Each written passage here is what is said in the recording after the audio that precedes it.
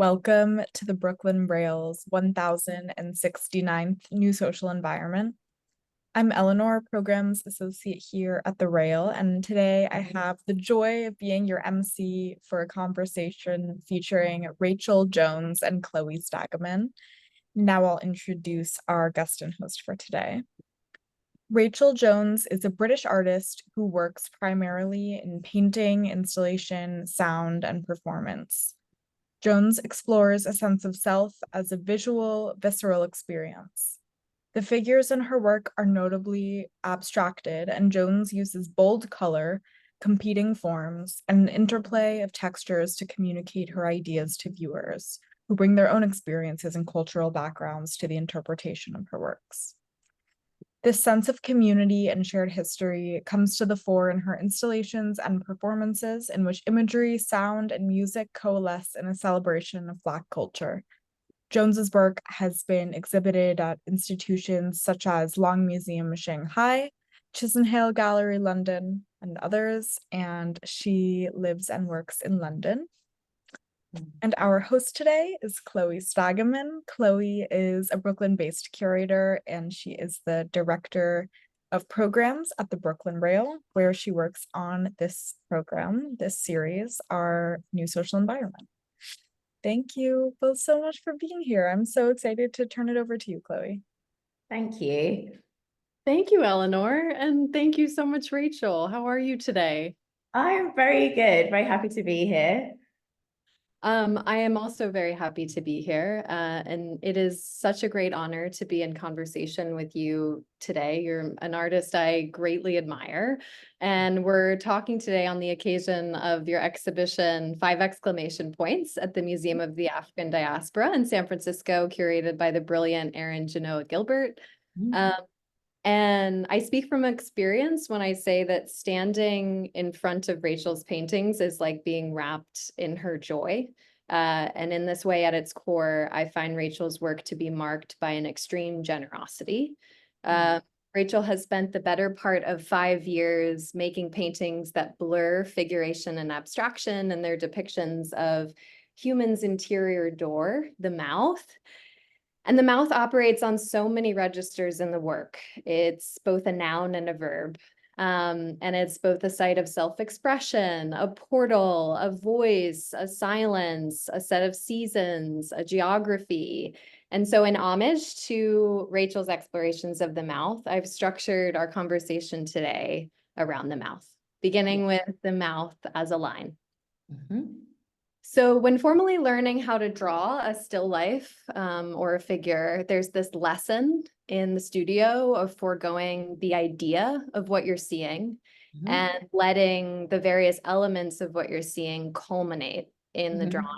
And that feels as much a lesson about life and about coming to everyone and everything without assumptions and preconceived notions of who they are, as it is about drawing as a practice of making work. And it feels so essential to your work, Rachel, which has always centered and celebrated Black interiority, a space beyond stereotypes and assumptions. And so I want to start with your drawing practice, how it culminates and complicates in these beautiful works. And while you're talking, I'll pull up some earlier works of yours. Okay. Wow, that was very beautifully put.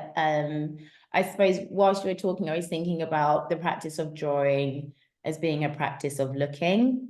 And that's something that you're really trained to develop when you're in school and you're doing life drawing. And I suppose even when you're a kid, like the idea of how you make things is partly formed by your imagination and self-expression, but also you're encouraged to understand how to look.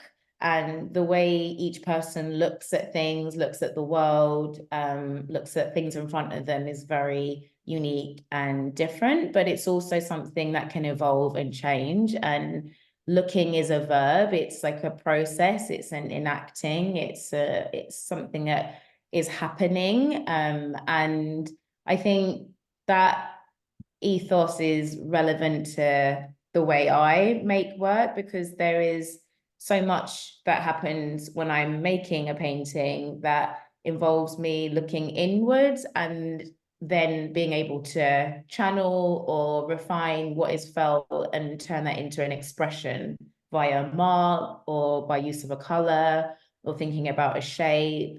And so I think there are these different things happening simultaneously when I am approaching making something, but these skills and these ways of making have been built up over many years, and they've been formed with time. So that's what makes them so meaningful to me, is like I've grown as I have looked and have developed my way of looking. That's beautiful. Thank you so much. So what we're looking at right now is a slow teething, which is actually, I think, the first work of yours that I ever saw. Okay. And a slow teething is a great place to start because there are a lot of different thematics in this work that continue. Mhm. And I wonder with this work, and then we'll sort of move along into some of the other shows that followed, if you can speak a bit about directionality within your mark making. How do you build up to this composition? You know, one of the hallmarks of this piece that we'll see as we continue through are these square, when I first saw them, I was like, are they garden plots? Are they, you know, and then they're a smile, which sort of has this immediate relationship to portraiture, to individual life, to interior life. And so I wonder if you can speak about the formal process of building up into these compositions in which Yeah. simultaneously emerge and disappear into the background. Yes. Well, it's I would say hugely an intuitive process, but then there are certain steps I take in order to like set, I suppose, like a foundation or a beginning point. And the way I work is that I cover the complete canvas with color. Well, with these works, I did that anyway. And it is normally the case that if I start from a colored surface, that I'm able to start thinking about relationships of color, and I start to experiment and explore ideas around ways colors might interact with each other or how I can create tension. And then that gives me freedom then to explore ideas around the positioning of the mouth within the picture frame, or if there are other elements I want to add. So everything starts from a position of using color as a way to understand how to make an image. And so with these works, I would cover the entire canvas with different colors, and they be like quite large sections. So in this image, in the right corner, the red and the purples and the yellow and the brown at the very bottom, all of those colors are what I would describe as the ground. So that's like the very first layer of color that gets put down. And they're an example of what the painting looks like when I start.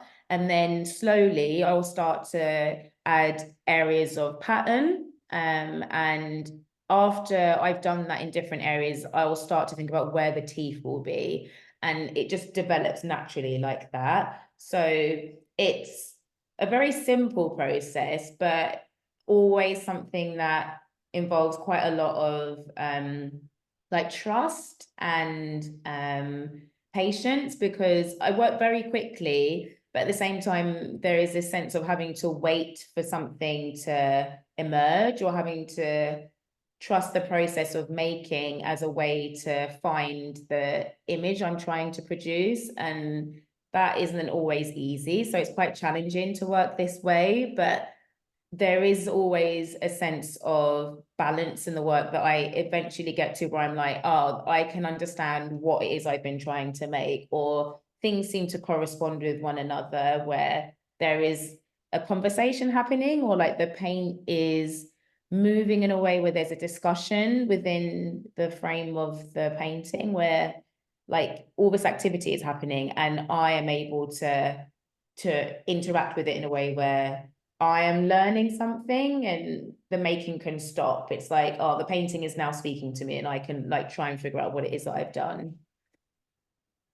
Yeah, you really feel that when you're looking at the paintings. And, you know, this is a great place to stop because in addition to this sea of color that you find yourself enveloped by standing in front of the work. There's also the various registers of line. There's you sort of imbued into all of the marks. You're not using a brush, you're often using oil pastels. And so your hand is so much a protagonist to the work. Yeah. But then there's also the uneven edges and lines of the works themselves, which often make the works a line that's living, that's kind of moving in the same register within the gallery space. I wonder what that operates for in your mind as you're making the works. How do you know what scale you want to work within, but also how do you know when you want to keep the edge uneven? Yeah. What that signifies for you. I think with the works that have uneven edges are unstretched. So I just work on a roll of canvas, and in the studio I staple it to the wall after I've cut it. And the cutting is very arbitrary. Like there's no desired intention for them to be any particular shape. And then often there'll be offcuts from the larger works that I'll make smaller paintings from with uneven edges. So there's this idea of like trying to use all of the material and make everything about the process of painting intentional. And with the unstretched works, there's a sense of them really inhabiting this space in this way where they suddenly become quite physical in a weird way. Like they aren't contained and they expand into the space, or they draw people towards them in a way where they feel like there isn't much of an invisible barrier. I think sometimes with paintings, people are really pulled to them and want to go very, very close and touch, but when things are presented in certain ways, there can be a bit of a reluctance to do that. And with the unstretched works, because they're so flat, like you really have to go close to them to see what is happening on the surface. And so I think that has something to do with the way that they exist on the wall. Like they become more like present in the environment, for me anyway, and like they act like stickers where they could just be placed anywhere. And they charge the space in a different way to the stretched works, which are a lot more easy to understand in terms of their format and the way that they're made and the way that they're presented.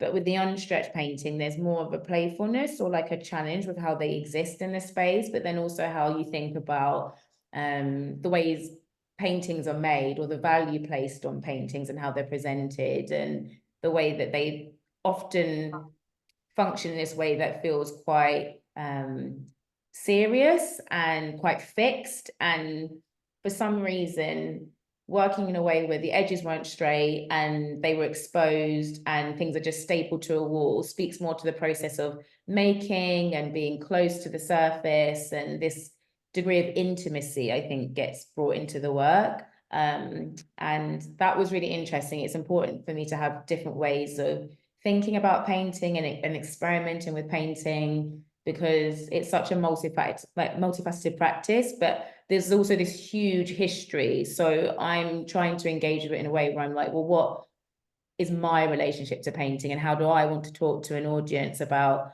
painting and the way things are made and the way we relate to the things that we see? And yeah, all of that kind of happens when you start to change the surface you're working on and the shape. So that's kind of like how it functions for me. Well, and that's an amazing segue to the current show at the Museum of the African Diaspora, which marks a few different changes in the practice. It marks a change to linen, and you're working with a ground color that's slightly different than you have in the past. You're leaving a lot of spaces within the composition, and you're mapping the composition differently. You're drawing from everything from Looney Tunes. The mouth really becomes, in these works, an element of a broader landscape that you're in communication with and considering. And so I wonder if you can talk about how the line became a landscape and what that unlocked in this body of work for you thematically. Ooh. I feel like I am always trying to think about making the mouths as totemic as possible. And for me, they have personalities, or they're examples of a self.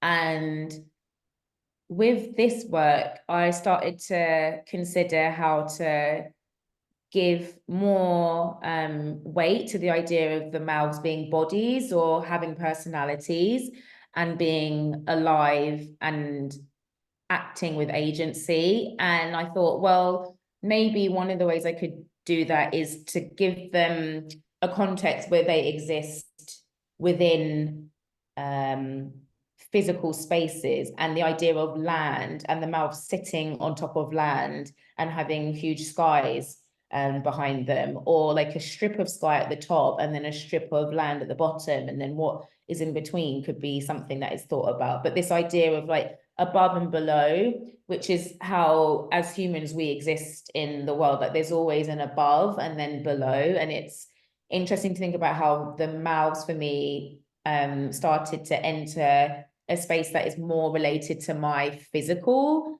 existence in the world. And so there are references to things that I'm interested in or things that I see all the time. So in this image, there's grass at the bottom of the picture, and there are little flowers in the left-hand corner. And in some of the paintings, there are bricks or there are trees. And yeah, I felt like this was a good way for the mouths to appear to be engaging with a world that is known, but also unknown still, and is still a mystery. So that was a device for doing that. And this is the first time I've ever done something like that. So it's been like a leap in a different direction, and I'm still kind of processing it, but it was really nice to shift it in such a drastic way, because I think I was very familiar with the way I was making the paintings before, with this line being blurred between what was inside, what was outside, what spaces the mouths existed in. And I wanted there to be something more concrete and like solid about the spaces that these mouths existed in.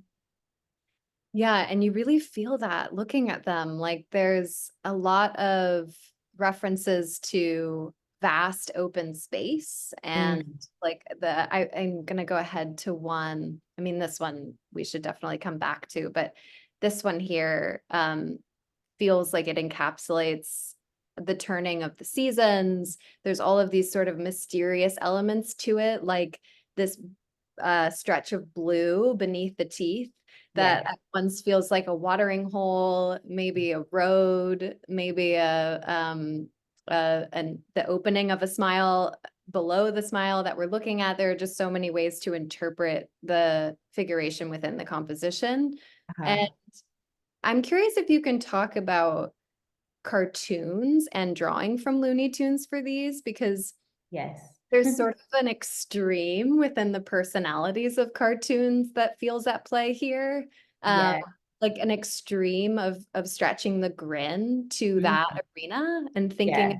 how the grin operates to function within storytelling and within rivalry and, you know, just various things that operate there. And I'm curious if that was.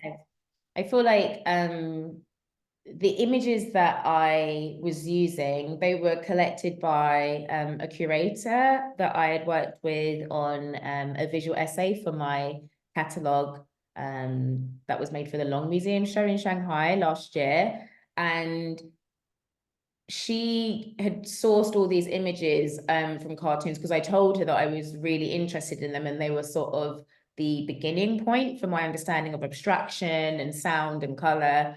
And I looked at all these images that she'd put together, and it struck me how varied the depictions of mouths were in terms of how large the teeth are, or how disjointed they are, or how they take on unimaginable shapes, and they really speak to the emotional register of what is happening in the scene, or the emotional life of the character, in a very exaggerated way, but in a way that is incredibly powerful. And I was like, oh, this is something that I would like to use as a direct reference in the making of this work, because I felt like, with what I said earlier in terms of the mouths having personalities and agency, there was this nice relationship between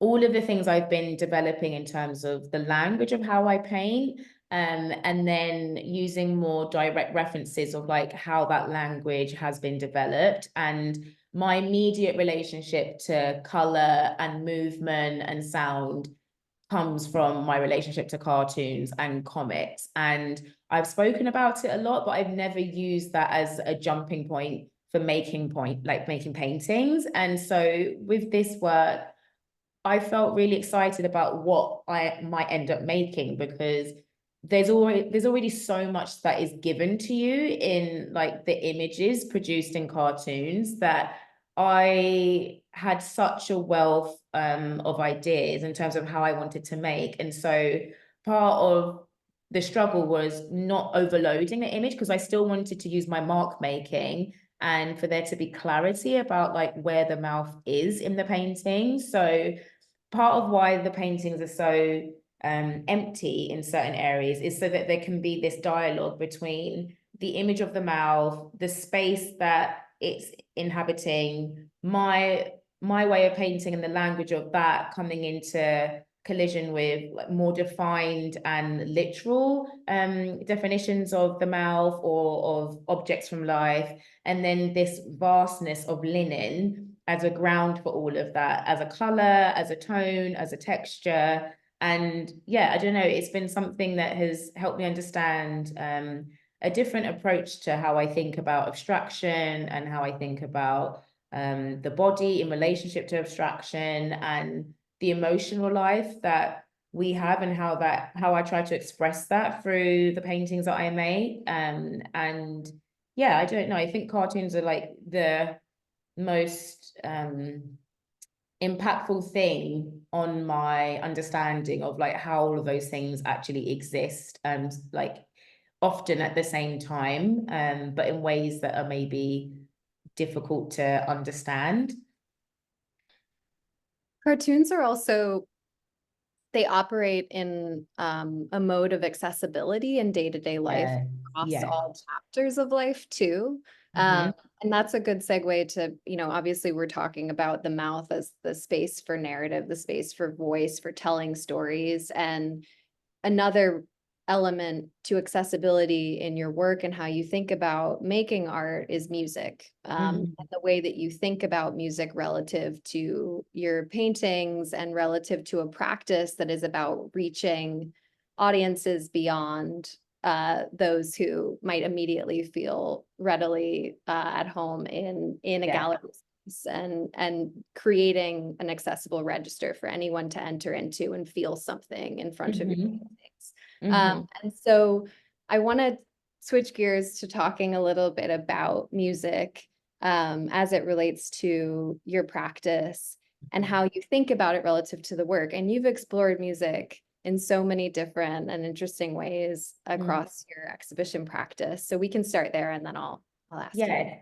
I mean, I've done performances that were wholly rooted in music, where I organized a pro-Black karaoke, for example, that I performed in. Recently, I made an opera based on a text by Gwendolyn Brooks. And I have done things with programming when I've had exhibitions where I invite people to respond to the work with something sonic. So for my Chisenhale show, I had a friend who is a producer and a rapper. He made a sonic response to the paintings and made like an hour-long playlist. And then we had a listening party in the space.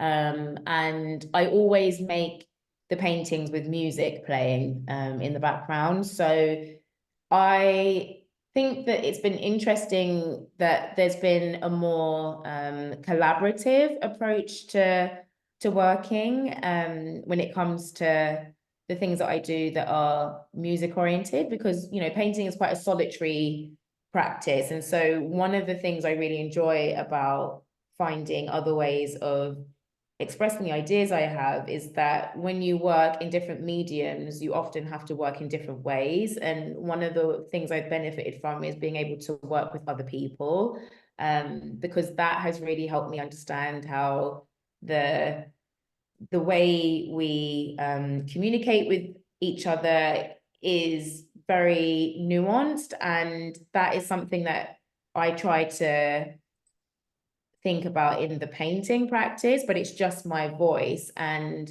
with other people contributing to the act of making, like the work becomes so much more rich in terms of the story that's being told and the different perspectives that really create a sense of like world building, which is ultimately what I'm trying to do with whatever I make. Like I have a very specific voice, and I'm just trying to use that to talk to people about a multitude of things. And it's like once you're in conversation, that's when you're actually creating something that is like establishing a way of being or establishing a language. And it's like the idea that everything in life that is of value is shared, like nothing happens in isolation. So this idea of like when I'm in the studio, the sharing happens when the paintings go into the world and people get to see them. And then the paintings talk for themselves, like they speak to people, and people come to them with whatever experience that they have in life, and then they talk to each other. And it's like with the music aspect of the practice, it's really pleasurable for me because the conversation just gets broader, partly because of access. Like there is so much that doesn't need to be explained about the way we respond to music or what we know about music. It is a really base, I feel like base human level of understanding and knowledge that all people have. And so it's a wonderful way of accessing that part of myself, but also other people, and trying to communicate to them in that way. And it's a really interesting way to develop the language of abstraction, because I am interested in sounds being abstract as well, not just the painting. And that is something that we worked on with the opera, where we had classical music as the basis for the work, but we brought in jazz and gospel and blues, and the idea of adding or layering sounds was really important. And for my voice, I had a spoken word part in it. And for the different moments of sound to move with one another, but also against one another, like all of that, I think mimics the way I think about painting in terms of layering and allowing lots of different spaces to coexist, and for that tension to be sometimes overwhelming and at other times really pleasurable and something that you can just give into. So yeah, I just think music is a really experiential thing that moves people in a really specific way, in a really powerful way. And because of that, it's an amazing form to work with. Yeah, and I feel like that's, when talking about the opera that you worked on in 2023, Hey Maudie, many of these ideas that you're talking about really manifested in the collaboration in putting the opera together, which was presented at St. James's Church in Piccadilly in the center of West London. And you used as an inspiration for Hey Maudie, Maud Martha, Gwendolyn Brooks's amazing novel, which is so poetic, and which I revisited this week ahead of this conversation. And there are so many really moving parts to that novel. But one of the lines that I pulled out was actually from the beginning, from the description of Maud Martha, and how she liked candy buttons and books and painted music. Yeah. And I thought about your work relative to painted music, but it's so much about the beauty that lies within the ordinary aspects of life that could easily go missed or Yeah. easily be ignored. And I would love to just hear a little bit more about the opera specifically, because it was such a really beautiful project for you, coming out of working on all of these really beautiful exhibitions of new paintings. And I was so excited to see that you had worked on an opera and collaborated with others in this way. And so I'd love to hear about how it maybe impacted your studio practice, going back into the studio after making it, and what it illuminated for you in your practice at that time. Well, I gained a lot of confidence making the opera. I think that's like the most pivotal thing that came out of this experience, because I'd never done anything like this, and I was commissioned to make a performance work with no expectation about what that might be. So when I said I wanted to make an opera, it was like a big reach, and I hadn't actually seen an opera at the point that I'd said I wanted to make one. But I have like a relationship to classical music because I went to music school for 10 years as a child, and I played violin and piano every Saturday. So my relationship, and I played in orchestras and performed along South Bank when I was younger. So, and I would go and see performances quite a lot. And for me, there was this overwhelming sense of feeling that was triggered when I played in orchestras, but also when I watched people play. And it's the same feeling you get when you're at a gig or a concert or when you're clubbing, and everyone is just so moved and elated to be in the presence of an artist that they love, but with other people as well. And I wanted to do something with that and tell a story that helped frame some of the things in the paintings that are more challenging to reach, because the works are abstract. And I've been very interested in the idea of systems of care. And at the time of making the work, I was really tired, and I was thinking about how to sustain my practice in a way that was going to have longevity and I wasn't going to burn out. And so I was like, let me make a work about rest and how to rest. And so with Maud Martha, because the book focuses so much on Maud's perspective of the world and how present she is and how that enables her to see the world and connect to her interior. In the chapter that I wrote with a poet, Victoria Adukwe-Bully, we discussed making the theme of the chapter a discussion between Maud and her soul, and how they talk to each other, and her soul communicates with Maud that she needs to learn how to rest, and in order to do that she needs to learn how to breathe, and that breathing would be a path of like self-care but also acceptance. And so Gwen, who is the person at the front, she is the soprano, and she played Maud Martha. And then there were 4 people in a choir. They were the soul. And then I was also part of her spirit, and I had a spoken word part. And each group, because I see like everyone is like a group, we sang with each other, we sang over each other. There were times when only like one group was singing at a time. So there's like a real sense of dialogue and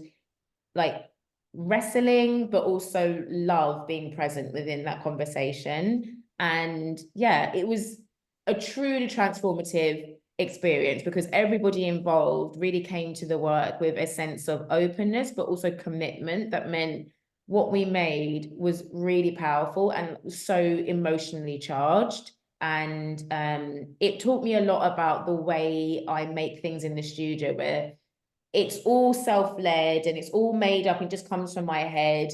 But this was really amazing because I had to work with people and think through problems, and I had to be patient to wait for things to happen, and working with a composer who doesn't have a visual arts background, and I had to think about how I communicate what I'm thinking and how we develop a joint language, a collective voice. Like all of that was really, it was just really beautiful. And yeah, it's been an amazing experience, and we're still developing it. And my goal is to get it into an opera house. So it's being worked on as we speak. So yeah, it's still very much alive and something that is being developed.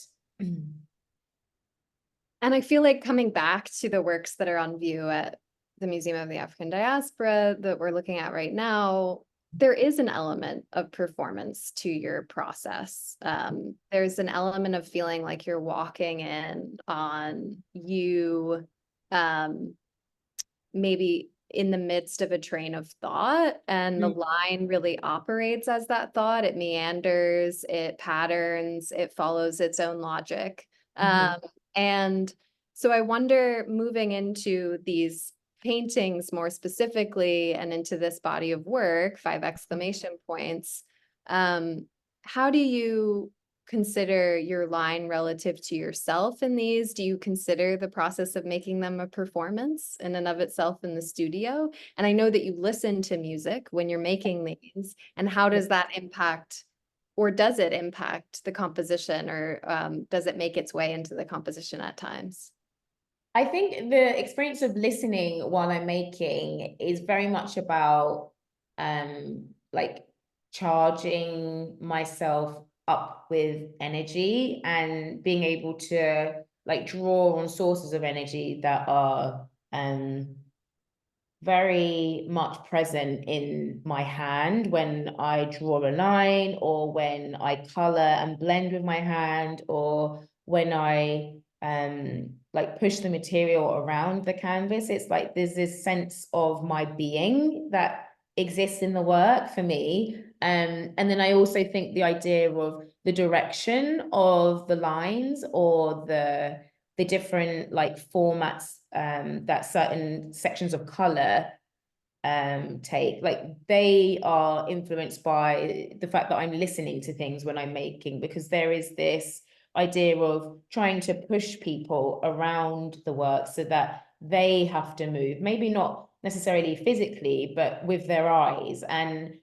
the way things are installed, like there's a sense that you can always see another work, whether it's behind you or whether it's next to the work you're looking at. So there is always this idea of there being a conversation and relationship with the works. And so therefore there is some sort of movement in how you go through the space and like what you're encountering. And all of these things, like they're quite subtle, but I feel like they contribute to the language of the painting, or like the way that I present work, or the way that I paint. Is very much to do with giving people a bit of a nudge and trying to encourage them to think about what it feels like to look at something that is unfamiliar and maybe discordant and uncomfortable or jarring, or really pleasant and lush and exciting.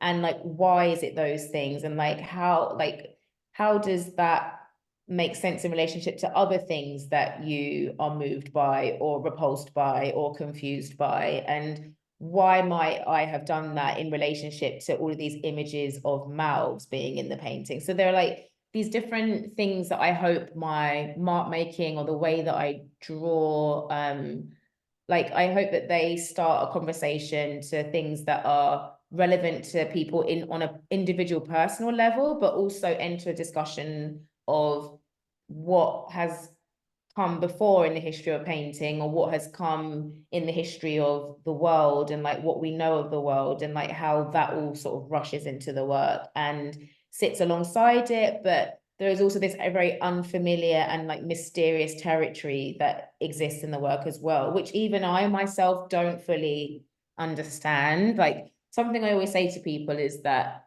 the works are as elusive to me as they are to other people. Like I made it, but also it doesn't mean that I have like a full grasp of what it is that I've made. Like there's a really strong understanding of elements of why I've done what I've done, but like there is a huge space to me which I enter with like a sense of like questioning and like confusion, and also like interest. And I think that's what is exciting about being an artist, is that you are not telling people something as a law or a fact. Like you're asking often yourself something and then sharing the response to that question with people.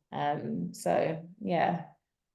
It's also so central to your explorations of the interior, you know, thinking about the mouth as the doorway between the inside and outside way of viewing the world, and sort of foregoing maybe the natural definitions or order of things for a new order that allows for there to be mystery and nuance and unknowns.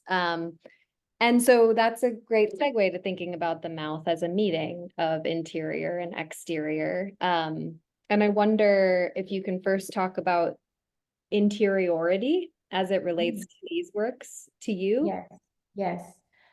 What's interesting is that these for me are a lot more about the existence of like an exterior self, like maybe these works are different to other paintings that I've made because there is more of an emphasis on the mouth existing in the world or a world. And so in relation to that, I think maybe this work is my first foray into maybe the way mouths are seen, or the way these mouths might be seen in terms of the way they leer, or the way they gape, or the way they smile, or are coy, and like maybe like what those emotions or like performative actions might mean. And yeah, like that's not something I've done before. So I suppose the interior functions in a much more performative way or an enacted way. And it's trying to describe maybe the types of emotions and feelings we have as people, and like how we express those feelings through our mouths, and how hidden things can be whilst also being very visible. I feel like that is something that I do very much so in the way that I make things, but also this, I think in the psychology of the painting, I'm really interested in like what is hidden, what is revealed, what is seen, what is denied, and often all of these things are happening alongside each other. And so, yeah, it's really interesting to try and like work with all of that, because it's just like really, it's intriguing, but it's like a more true reflection, I think, of like what it is to feel things, or like to exist as a person with feelings. Yeah, and I think that there's this interesting progression in the work. Reviewing the earlier paintings prior to this and thinking about the new body of work, there's a progression that becomes increasingly outward, or it becomes increasingly in consideration of the mouth as a site for outward expression. In an earlier series of works, you looked at grills and teeth movements, which are also this way of expressing outward from the mouth and from this portal to our inward worlds.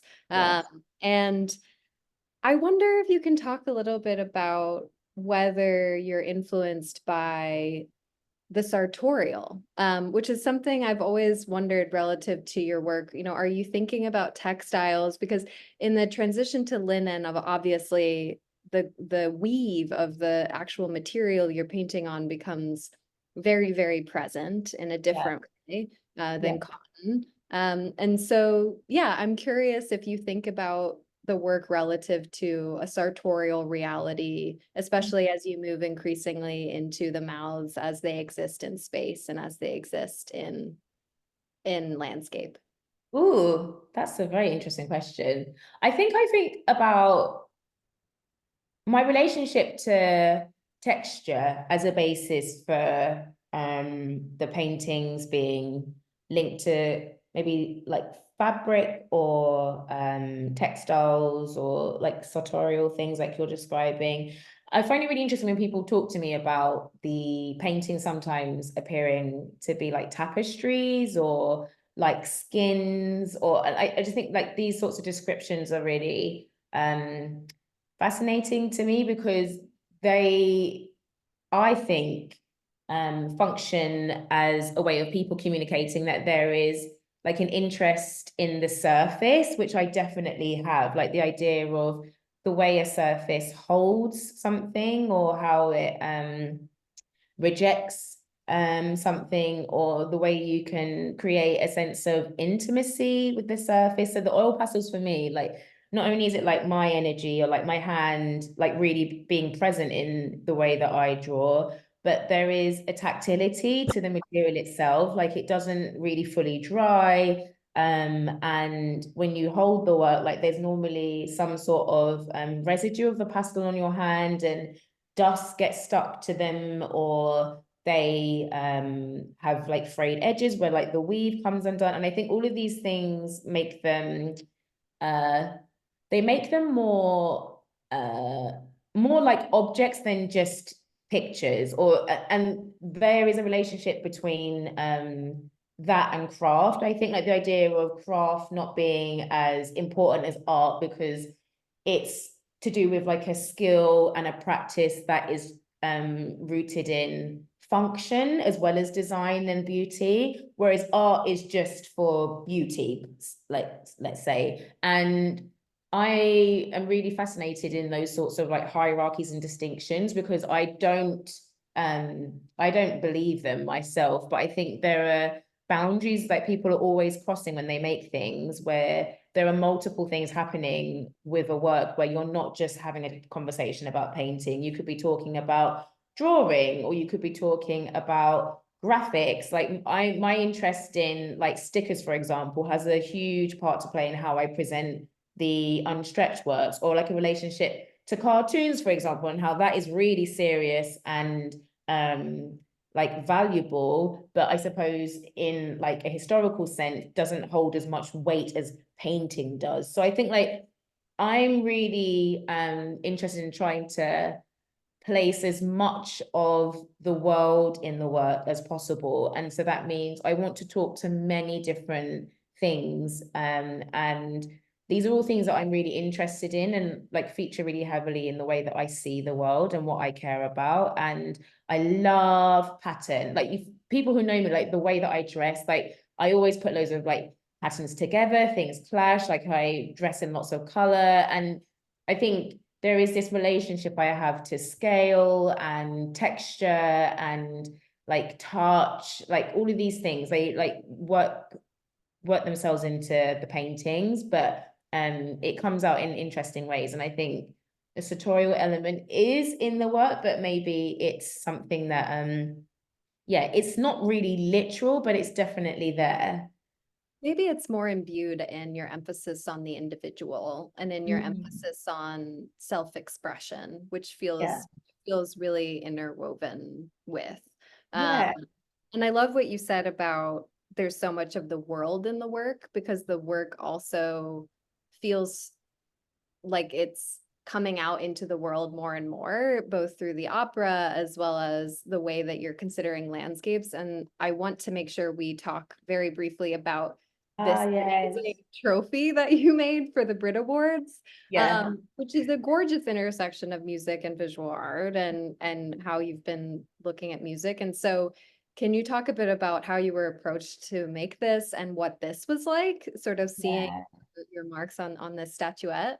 Yes, I was really nervous to do something that was so different to the way that I normally make. Like I drew directly on a prototype of the trophy. And it was a really interesting experience because I struggled to understand how to like use my painting language in like a physical format, like an object. And the scale of it, like it's a decent size, but like it's very slender, and I'm used to having so much control of like my arm when I paint, and like the idea that the gesture comes from my whole body, not just my hand.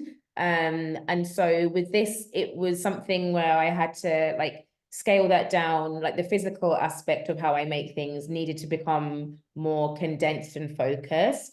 But when I sort of like got used to what it was like to work on the surface of the award, like I started to understand how to approach it the way I do a painting, in terms of having areas of color that are just left to breathe. And the idea that when you look at the award, no matter what angle you're seeing it from, there is always movement, and there's a journey, and there is like a relationship between different colors, and the function of mark making in helping guide you around the trophy. So there was like a slow like build up in confidence and like how to work this way. And then when I got into it, it was really exciting. And it's kind of weird because I look at it and I'm like, oh yeah, that looks like me. Like the trophy looks like something that I would make. And yeah, I feel like that was the thing I most wanted to come from this whole experience, that I made something that was indicative of like my painting voice. So yeah, I'm really happy that it turned out like this. It's really, really cool to see. It's such a different surface for you, as you said. And so it was, and it's also, again, a testament to the generosity of the work itself, even taking the shape of an award and a gesture towards another artist and towards something that they make. I want to make sure we have time for my last question before we turn it over to audience questions. And I encourage you, if you have a question for Rachel, to post it in the chat. But the title of the Museum of the African Diaspora show is 5 exclamation points. And you've often spoken about joy relative to your work. And joy is such a complicated and contradictory emotion. It has completely confounded humans as long as we've existed. And I love this title. The exclamations feel so connected to joy. They feel collective. They give emphasis. They assert, they alert, they gasp, they exalt. And I'm curious how you found this title, where you got the idea, and what it means to you at this time. Well, I think all those words that you use to describe it are part of like why I was so keen to do something like this, because I wanted there to be a sense of the paintings really speaking for themselves, and the title just like emphasizing what is happening in the image. And I thought it was also relevant because of the source material I've been using being, you know, heavily rooted in cartoons. I was like, the idea of the way emotions are expressed in cartoons, it like really hits you, like what you really feel the pain, or like the flattening or the stretching or the hollowing of something. And this idea that it is so exaggerated and so extreme. And I was like, the thing we use in language to create that sense of emphasis is an exclamation point, and the idea of lots of them. And if you think about like the way we communicate today in like text messages or memes or with like emojis, the idea of like the exclamation points was very wrapped up in other forms of visual languages that communicate to like behaviors that are enacted, like they are performed, but they're not spoken. And an exclamation point is never spoken, but it's inherently present in the way someone communicates or the way their body reacts. Like your body can act as an exclamation point. And I think within Black culture, things like side eye or clicking your fingers or just making like certain sounds or raising your eyebrows, like all of these things are forms of expression that have become really like present in like mainstream culture, but they're very rooted in like empowered forms of communicating and asserting an agency for oneself whilst doing that. So I wanted to draw some of those things into this work, and I felt like the mouths really do assert themselves, and so I just wanted to give them even more of a I don't know, like an oomph, and be like, yeah, like the paintings are speaking, and like they are they're acting in spaces that are real and non-real, but they are known, like they're really embodied, and I wanted to emphasize that. And so yeah, I just felt like it was a good way to do that. And they're also another picture, like when you see them like that, like you say, like you understand in your head what that is. Like I don't know, I like the idea that they're an image, and to say them it's kind of awkward. It's better just to look at them, but the awkwardness is also fine. Like I just think, yeah, it was an interesting move away from using more poetic descriptions for the work or more instructional descriptions of the work. So yeah, I always title things after I've made the paintings, and I was coming up with all these potential options, but they all felt subsidiary to the paintings, and I felt like the title needed to lead everything or be like the full stop to everything. And so I was like, well, maybe I just use grammar for that. And grammar is so important in how we communicate. Even like the absence of grammar is important. So I was like, okay, well, this will act as speech for me. It's so successful. It's a really, really apt title. Thank you. With that, Rachel, I think I'm going to open it up to the audience, but with tremendous gratitude to you for all of your answers today. No, thank you. Your questions were superb. Over to you, Eleanor. Wow, thank you so much, Chloe and Rachel. This has been such a joy. The work is so incredible, and it was so great to hear about it, Rachel. Thank you so much. Thank you. I would like to ask a question to start off the Q&A. If anyone else would like to ask a question, please feel free to send it in the chat, and we will be sure to pass the mic over to you.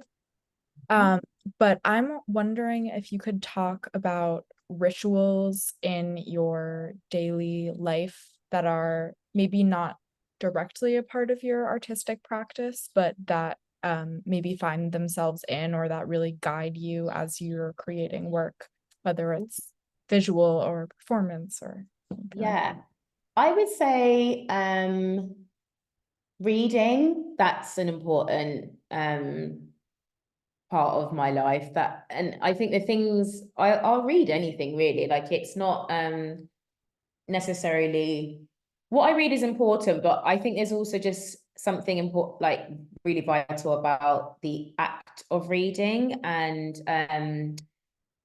what happens when I read is often it's a way of helping me imagine things. Like I feel like when you're reading, there is a relationship between the text and the writer that is trying to shape something for you and like guide you in a certain way. But then there's your relationship to what you're reading, and that can be really, really interesting to play around with, because like the visions you have of like what is happening in the story, or the way you feel when you're reading something, and then what that conjures up maybe from your life, like there's like another thing that exists alongside the story being told, and it's like a very personal and intimate thing. And I feel like that is really relevant to how I think about the way that I make. It's like really important that I place myself in the work, but that there are also other worlds being brought into existence alongside that. So there are like parallel stories, or like different spaces like operating alongside each other. And that's something that I experience when I'm reading. So that's like the most prevalent thing, I think. Can I ask a follow-up to that? Yeah. Have you ever, along those lines, and thinking about what you spoke about with in regards to cartoons, have you ever created a graphic novel? Oh, no, I haven't. Oh, no. Interestingly, I feel like maybe I could do that if I only used pictures and not words, because I think the writing involved in telling a story, like that's like a real skill and it's very specific. But yeah, who knows? Like I just think something that I learned from making the opera is that there really are no limitations in terms of like how I make things. And for so long, I was so nervous about people seeing other parts of who I am as someone that makes things. I was like, well, people think I'm a painter, so maybe I am a painter. But I've started to understand that like I just make things. So yeah, like there's lots of different directions I can go in, I suppose. I'll jump in there in the sense that in not very long, like a couple of weeks, you're going to animate your work for Yes. people. Yeah. And I'm curious to hear a little bit about that process and how animating your work for the first time has gone, and thinking about your work through the timeline of an animation process. And it's going to accompany a series of Messiah pieces in Suffolk. Yes. Yeah, I want to hear more about that for sure. Yeah, well, that's been really amazing because so Gwen, the soprano from Hey Mordy, she asked me if I would maybe develop something where we use paintings as scenography for her performance. And so over 3 days in June, she'll sing. And for each performance, I've worked with a curator and an animator to put together paintings that all help tell the story of what's being sung. And then I'm working with the animator to actually animate certain parts of the painting. And he has also created lots of film where he's painted on film, and then we've recorded that and we've put that on top of the paintings, or like in like short bursts alongside my painting. So there is this like incredibly, what I would say is like a visual response to the music. Like we've listened to the performances, like, and they're so minimal in terms of like it's just a voice and a piano, but the grandeur and like the extremity of feeling is very much part of the work. And so we wanted to be able to do that with the way we use the paintings, and like tracking them and like animating certain patterns and forms. And yeah, it's very time consuming. It's why I didn't become an animator. I thought I wanted to when I was a teenager, but no, I mean, in a practical sense, it's hell. But the way that I have been able to think about the paintings is really opened up, and yeah, it's helped me think, like, approach the work in a way where this idea I mentioned earlier of like world building, it's like, well, the paintings can actually also function within a space that is really huge, and they speak to music, like, and that's something that's very different, and I've not really done that before. So yeah, it's been very good. Amazing. Thank you so much for sharing. I think that that is actually a great transition into the song that we are going to conclude. Yes. I'm not sure, Rachel, if you'd like to say anything about the song or how you selected it, or but we can. This is a song by Max Roach, and I think it's a good example of how I think about abstraction. Yeah. Amazing. Yeah. Well, I'm going to play the song and I hope you all enjoy. Yeah.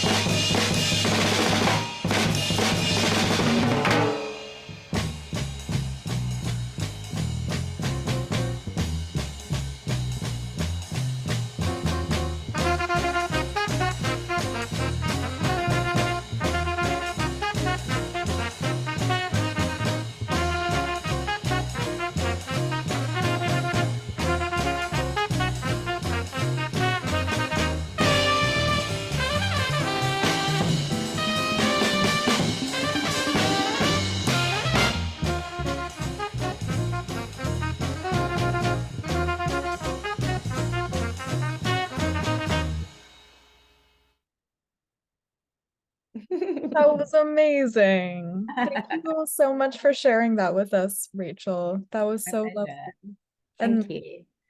thank you so much again to Chloe and to you again, Rachel, for this really wonderful conversation. What a great way to start off the weekend.